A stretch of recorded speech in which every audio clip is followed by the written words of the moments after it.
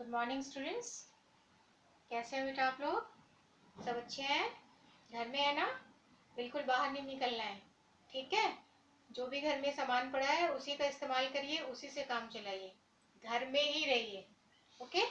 आप देख रहे हैं ना कितनी समस्याएं बढ़ती जा रही हैं। हाँ जी बेटा, तो मैंने आप लोगों को सोलर सिस्टम पढ़ाना शुरू किया था।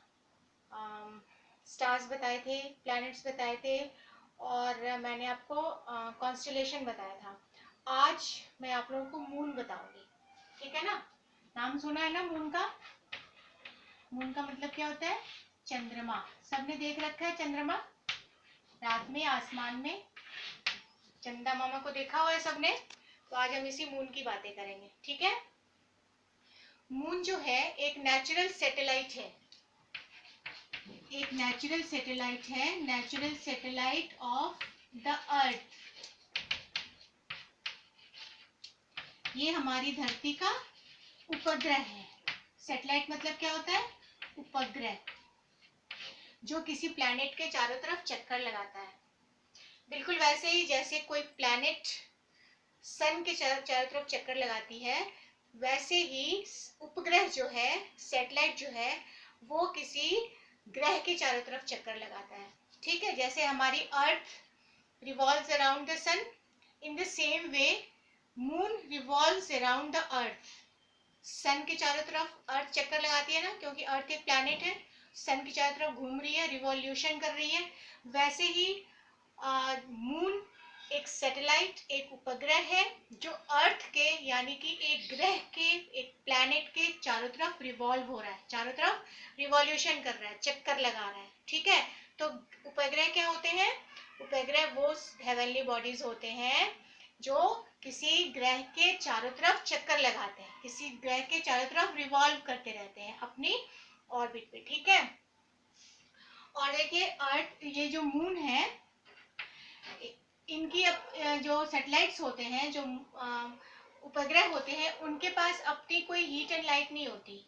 They don't have heat and light, ठीक है? तो चंद्रमा के पास भी कोई हीट एंड लाइट नहीं है, क्योंकि चंद्रमा भी एक उपग्रह है और ये सूरज की रोशनी से चमकते हैं। They reflect the light of सन,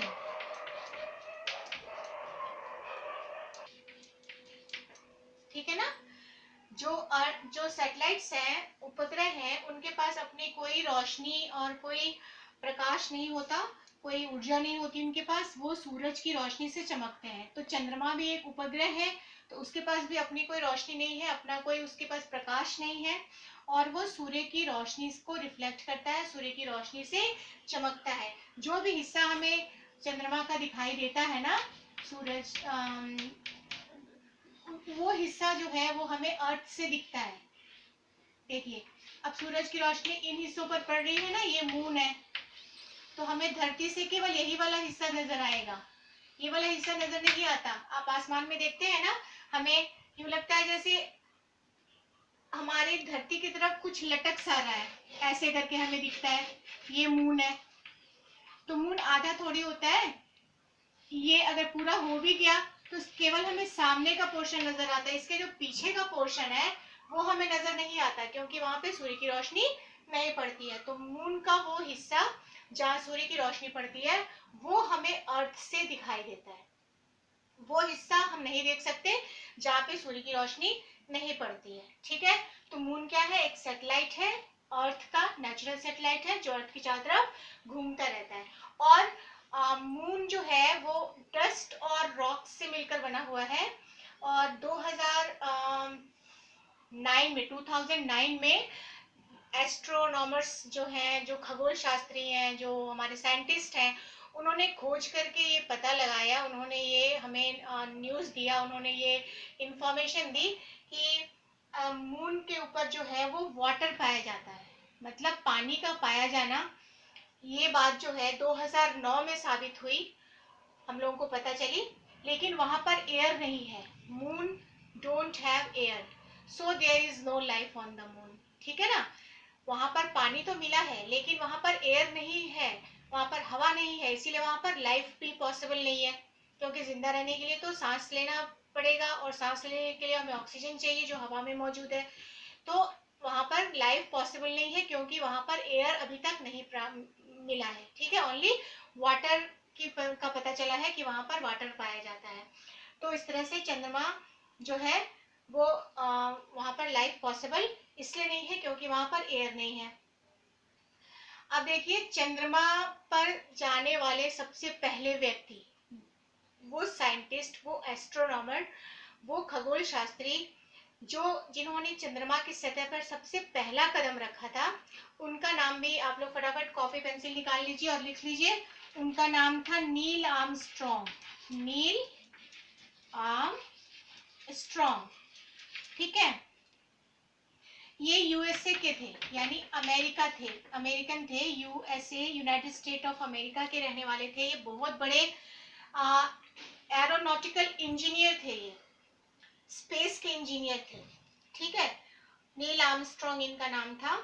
और जुलाई शायद 22 जुलाई 1969 को इन्होंने अपना कदम जो है वो मून की सरफेस पे रखा था। ठीक है, नील आर्मस्ट्रॉन्ग एक एस्ट्रोनॉट थे, पहले व्यक्ति थे, पूरी दुनिया के पहले इंसान थे जिन्होंने चंद्रमा की सतह पर अपना कदम रखा, यानी चंद्रमा में वो गए। और वो डेट थी 22 जुलाई 1969 को, वो चंद्रमा की सरफेस पे उन्होंने अपना पहला कदम रखा था। और 14 दिनों तक वो वहां रहे थे, 14 दिन 8 घंटा। ठीक है ना, 14 डेज और 8 आवर्स तक जो है नील आर्मस्ट्रॉन्ग चंद्रमा पे रहे थे। ठीक है, इतने दिनों तक वो उन्होंने वहां स्टे किया था और पूरी जानकारी लेकर के वो वहां से आए थे। वहां की सरफेस, वहां का मिट्टी, वहां के क्रेटर्स जो है, ये सारी चीजें उन्होंने आकर के बताई थी, बहुत सारी पिक्चर्स ये सब। तो नील आर्मस्ट्रॉन्ग के बारे में आपने देखा ना कि वो यूएसए के एस्ट्रोनॉमर थे, एक एरोनॉटिकल इंजीनियर थे जिन्होंने पहली बार चंद्रमा की सतह पर अपना कदम रखा था। तो बेटा ये चंद्रमा है और इसके बारे में सारी इंफॉर्मेशन आप लिख लीजिए और इसको याद भी करना है। ठीक है ना, अब इसके बाद की बातें मैं अगली क्लास में बताऊंगी। Bye bye.